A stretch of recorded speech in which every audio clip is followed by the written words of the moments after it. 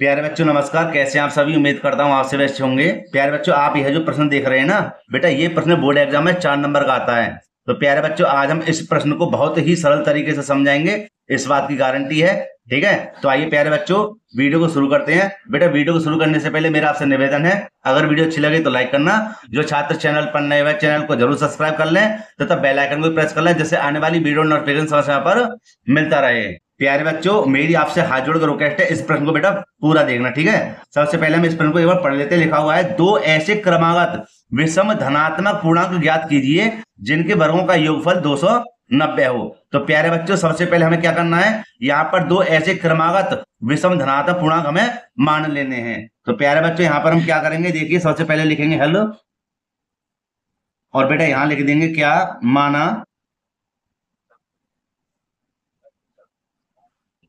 एक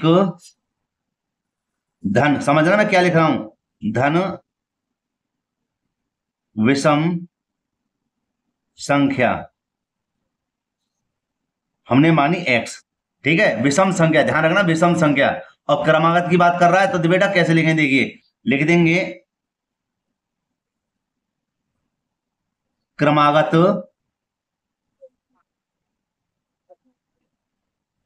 विषम संख्या, क्रमागत विषम संख्या हो जाएगी हमारी कौन सी, x प्लस के 2। ठीक है, ध्यान रखना ये पेपर में जरूर आएगा, खाली यहाँ पर संख्या चेंज हो जाती है। ठीक है, पेपर में बेटा ये प्रश्न जरूर आएगा। अच्छा आगे देखिए, अब ये दो संख्या तो हमने मान ली। ठीक है, अब हमें करना कैसे इस प्रश्न को, तो बेटा यहां लिख देंगे हम क्या, प्रश्नानुसार। प्रश्नानुसार कब हम दो संख्या को मान लेंगे बेटा, तब। ठीक है, और बेटे अब देखो समझना बात को, क्या कह रहा था, यह कह रहा था कि दो ऐसे क्रमागत विषम धनात्मक पूर्णांक ज्ञात कीजिए जिनके वर्गों का योग, जिनके वर्गों का योग 290 हो। तो बेटा इन दोनों संख्याओं को यहां पे लिख देंगे x और लिख देंगे x प्लस के 2। इनके वर्गों का, समझ रहे हो, इनके वर्गों का योग माने जोड़, है ना, कितना है, 290। सही है ना, बहुत अच्छी तरह से बेटा समझ में आ गया होगा। बेटा यहाँ पर एक अच्छी सी कमेंट भी किया करें आप कि आपके समझ में आ रहा है या नहीं आ रहा। ठीक है, तो मुझे भी थोड़ी हिम्मत सी जगेगी, हाँ भैया क्या कहां पर क्या प्रॉब्लम हुई है मुझे समझाने में। अच्छा आते हैं प्रश्न पर दोबारा।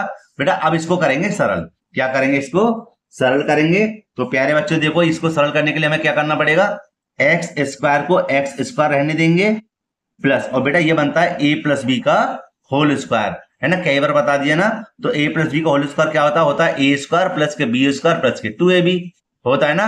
तो प्यारे बच्चों हम इसको यहां कैसे लिखेंगे, लिख देंगे यहां पर ए स्क्वायर प्लस के बी स्क्वायर प्लस के 2ab। ठीक है भाई, ए की जगह हमने एक्स मान लिया, बी की जगह क्या मान लिया, 2। तो ए स्क्वायर हो गया, बी स्क्वायर प्लस के 2ab हो गया, बराबर में कितना है, 290 है।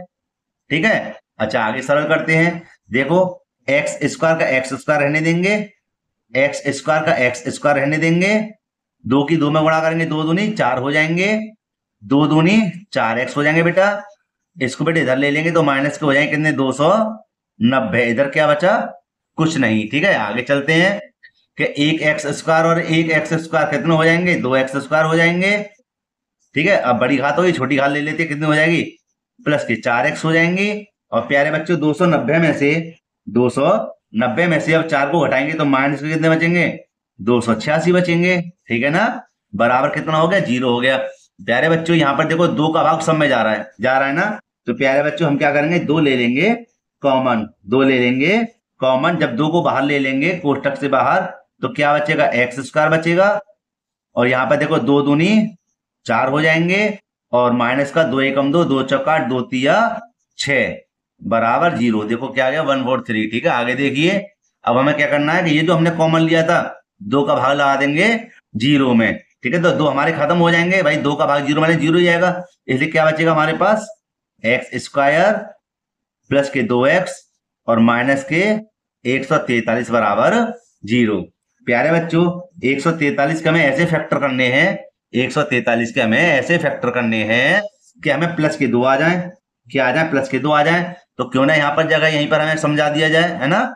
देखो बेटा यहाँ क्या करेंगे, 143 है ना, किससे भाग जाएगा बताइए, 143 में 11 का देख लें, देखना 11 का भाग लें, 11 एकम 11, कितने बचे, 3 बचे, 3 हो गए 33, 11 तिया 33, और यहाँ देखना 13 एकम 13, और प्यारे बच्चों अगर मैं 13 और 11 की गुणा करूंगा तो 143 आएगा। ठीक है, सही सही है ये तो। और अगर मैं 13 में से 11 को हटा दूं तो भैया प्लस के 2 भी बच जाएंगे।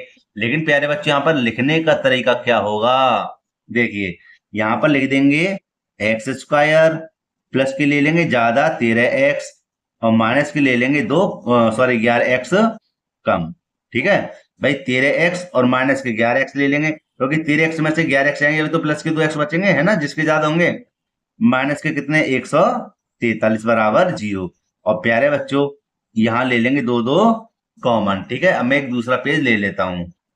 यहाँ देखिए बेटा, यहाँ पर हम क्या करेंगे, दोनों में ले लेंगे 2 2 कॉमन। ठीक है, 2 2 कॉमन ले लेंगे, माने x आ जाएगा कॉमन। देखो दोनों तरफ x x है ना, तो x को ले लेंगे कॉमन, तो 2x में से 1x बाहर आएगा, 1x बचेगा, प्लस का x एकम, x माने क्या बचा, 13। ठीक है, x से x कट गया, माइनस 11 को ले लेंगे बाहर। x क्यों लेंगे भैया 11 को बाहर, क्योंकि 11 का भाग 143 में जा रहा है, तो माइनस बाहर है, x आ गया, माइनस बाहर, अंदर का चिन्ह बदल जाएगा, क्या का हो जाएगा, प्लस का, और 11 का बेटा भाग लगा देना इधर, कितनी बार जाएगा, 13 ही बार जाएगा। ठीक है, बराबर 0।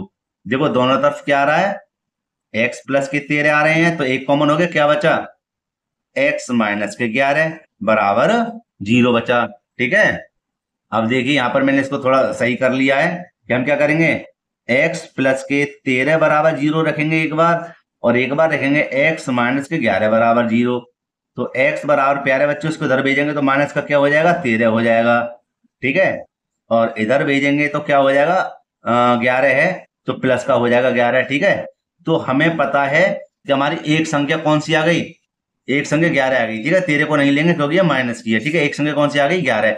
लेकिन ये तो विषम संख्या की बात कर रहा था भैया, विषम ही तो है भाई, इसमें 2 का भाग नहीं आएगा, विषम है ये।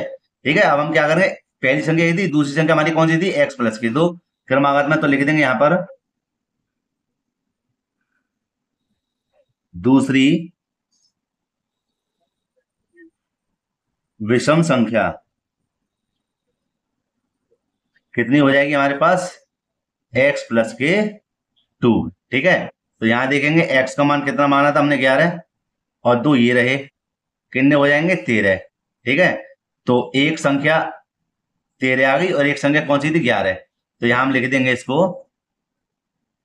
11,13, ये दो वो विषम संख्याएं हैं। ठीक है भाई, विषम संख्याएं, इनमें दोनों में किसका भाग, 2 का भाग नहीं जाएगा। ठीक है, और कैसी हैं, क्रमागत हैं। और प्यारे बच्चों ये हमारा क्या है, आंसर है।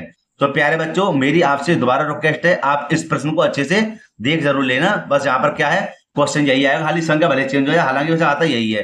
तो प्यारे बच्चों वीडियो को यहीं पर समाप्त करते हैं। वीडियो अगर अच्छी लगी हो तो लाइक करना, जो छात्र चैनल पर नए चैनल को जरूर सब्सक्राइब कर लें, तथा बेल आइकन को भी प्रेस कर लें, जिससे आने वाली वीडियो नोटिफिकेशन यहाँ पर मिलता रहे।